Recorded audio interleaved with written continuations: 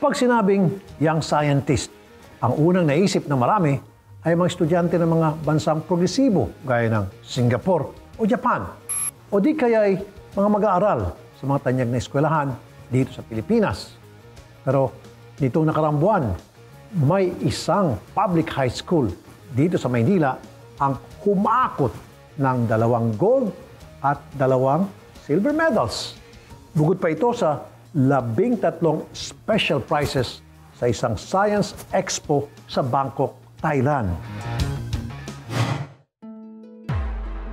Dahil sa parusa ng climate change, abala ang mga tao sa paghanap ng solusyon.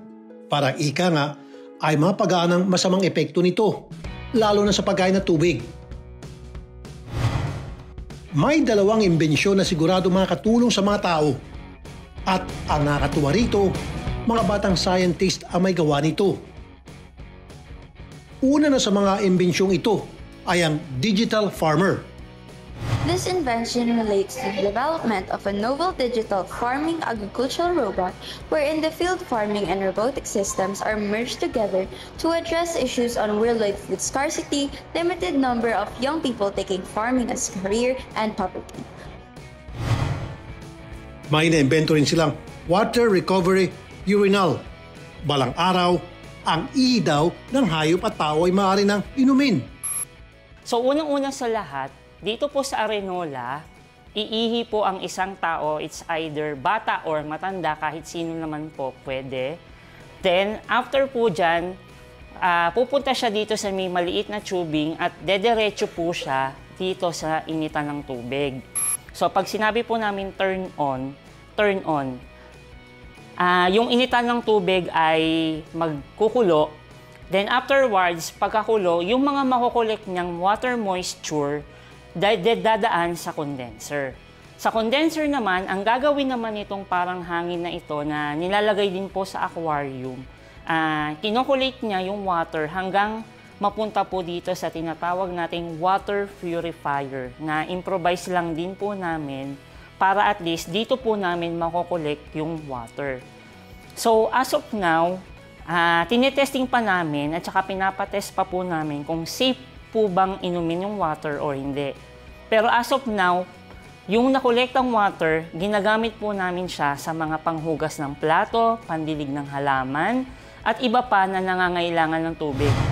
We can also use it po sa mga office po, cars. We can install it po doon po. Hindi amoy mapatay? Hindi naman po. And kasi nasasarado naman po siya. We're trying to install it po sa CR po namin po, sa school po. Meron din silang nagawang portable methanol power device kung saan ang raw material ay mga dumi ng hayop sa lansangan. May solusyon din sila sa kakulangan ng espasyo sa mga tahanan. Ito ang fold-a-bed. Hindi mo lang siya basa-basa magagamit na higaan eh. Pwede mo rin siyang gamitin na tawag dito na compartment na lalagyanan ng gamit.